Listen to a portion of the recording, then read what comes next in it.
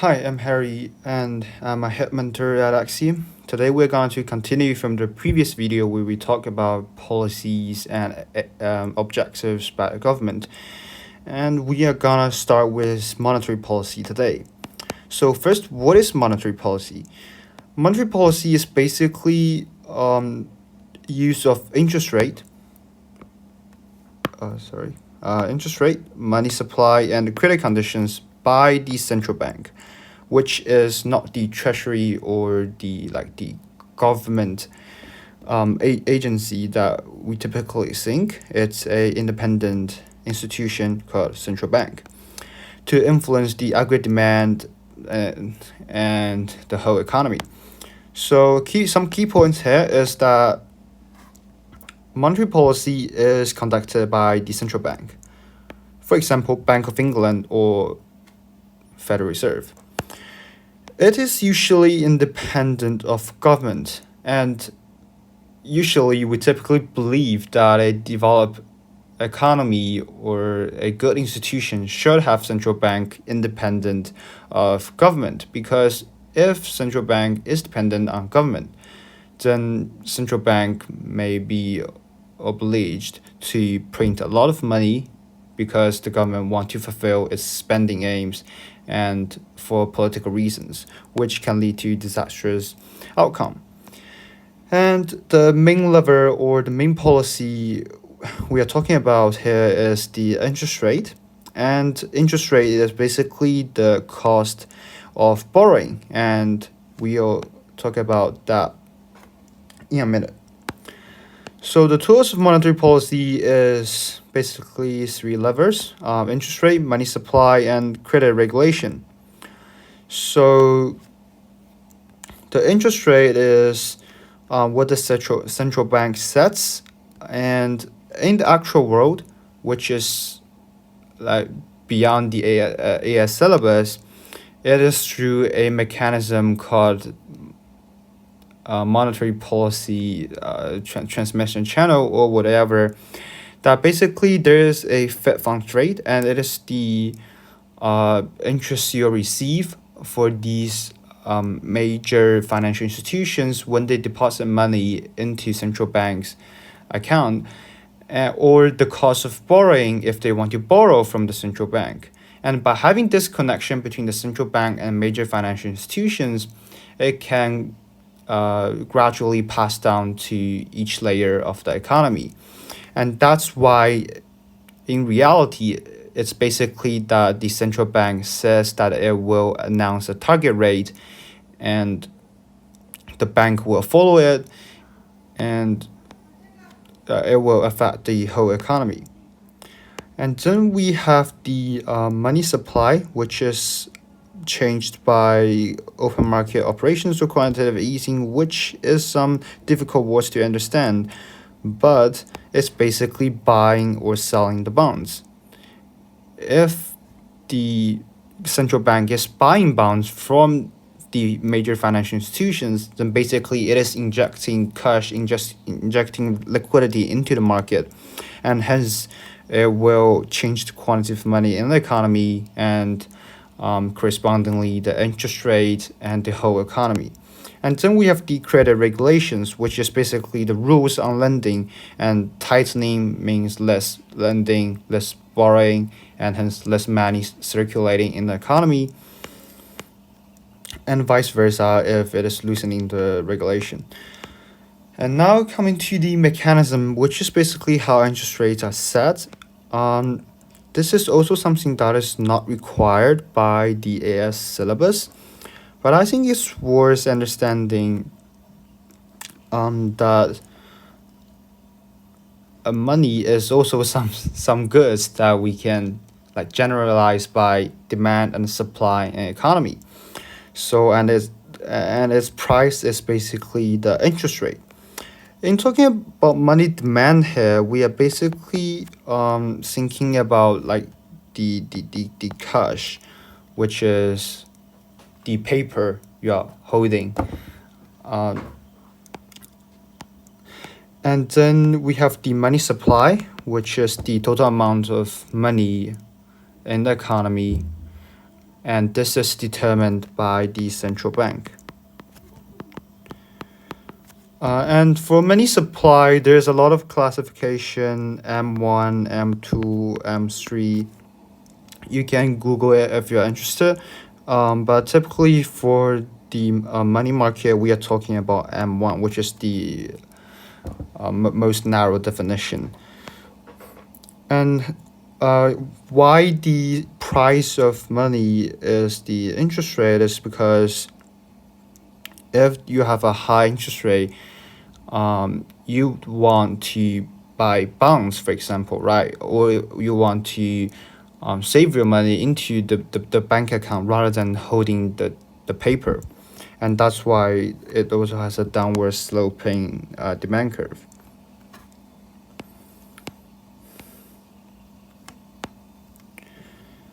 And as you can see, because it's demand and supply, if the central bank decides to reduce the money supply, it will increase the interest rate. And hence, by doing so, it will change the cost of borrowing by the individual or by the company, and influence the investment and consumption component in the aggregate demand, and hence change the demand condition, and why it's called a demand side policy. And two monetary policy stances, which is basically expansionary and contractionary. And it's very straightforward. If you want to increase demand, you basically cut interest rate, and hence it is cheaper to borrow. More people borrow and spend. Firm borrow more to invest, and hence increase the demand. But there's also at the same time has the risk of high inflation. And if you want a contractionary monetary policy, then you basically raise interest rate, and the borrowing become more expensive, and hence less consumption and investment. And you can curb inflation because demand decreased.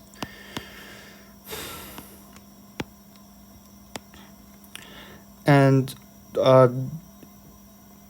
after talking about like the two direction of the monetary policy, we need to know how to draw it in the actual answer or exam, which is one of the most important thing in getting a full mark answer, right?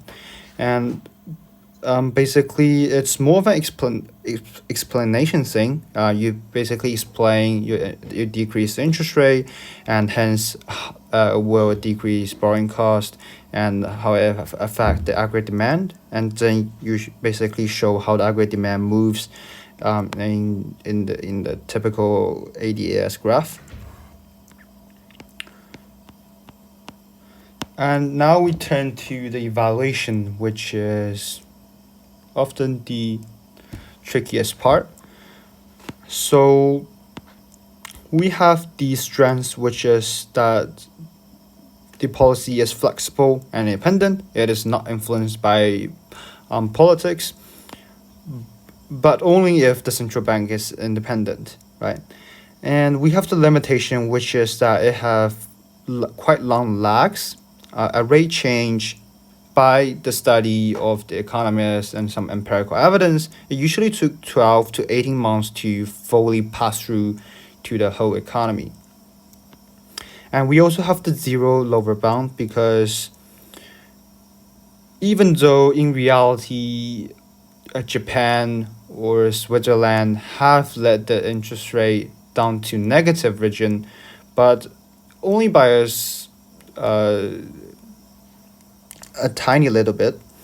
So most of the time you cannot have interest rate below zero, which means that if your current interest rate is already very low, then you are kind of constrained. And that's why we have the other levers, which is the money supply. You can inject money into the market, and now you may have the question like, isn't that money supply determine the interest rate? But in reality, we have multiple different interest rate, right? And quantitative easing is mainly decreasing the long-term interest rate, and the central bank target rate is mainly focusing on the shorter-term interest rate.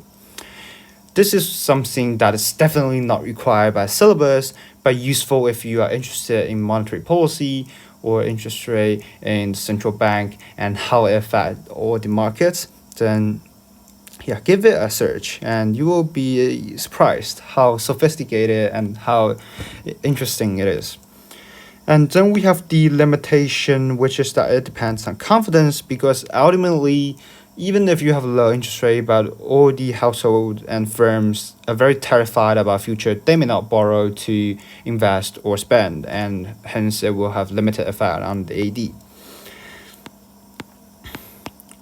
And that's basically all about monetary policy, and we are now going to talk about supply side policy, which is the opposite side of the demand side policy, which we have just talked about it, the monetary policy and the fiscal policy.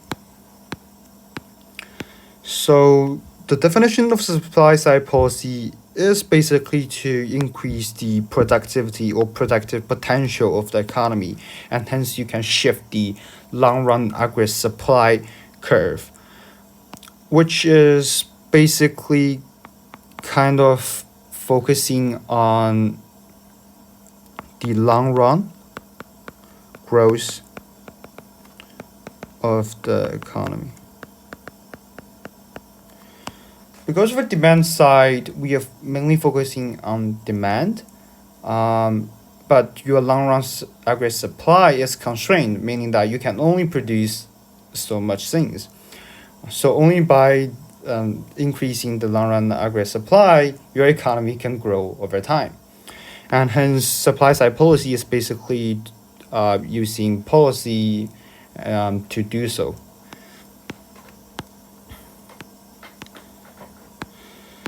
And the tool of supply side policy, which is kind of infinite, but here we'll point out some most typical ones and some, I guess, the highest probability ones that you will write in an exam or encounter in an exam. And the first is definitely the education and training. I can't remember how many times I wrote this in my A-level. And it basically increased the knowledge, increased the skill and productivity of the workers, and hence increase the output per worker and the long run output.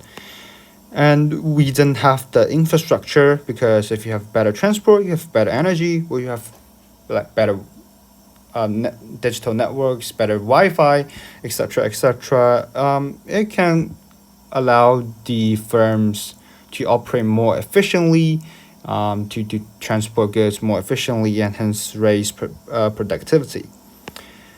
And the next major policy is about technology development. It can be tax breaks, it can be some direct subsidy, or whatever, based on the questions you ask. But it is a very major part, because technology helps the economy to be more efficient. We have better machines, we can produce more stuff.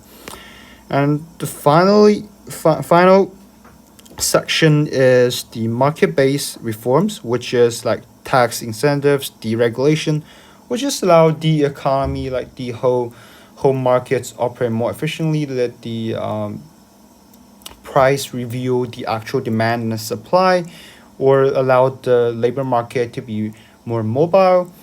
And by allowing market forces to play, it will allow the economy to operate more efficiently, and hence increase the amount of output that you can produce. And then how it is shown in a graph, if we are using the new classical graph, then we'll have the long run AS shift to this point, which is basically you reduce the price level and you increase the GDP output you can produce an economy.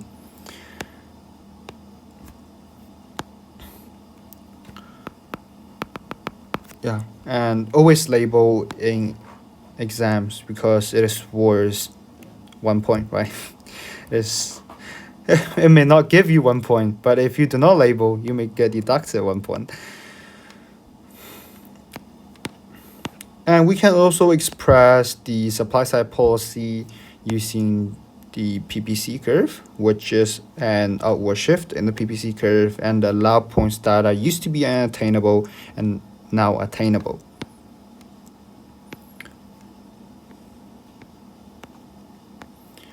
Now, coming to evaluation, which is that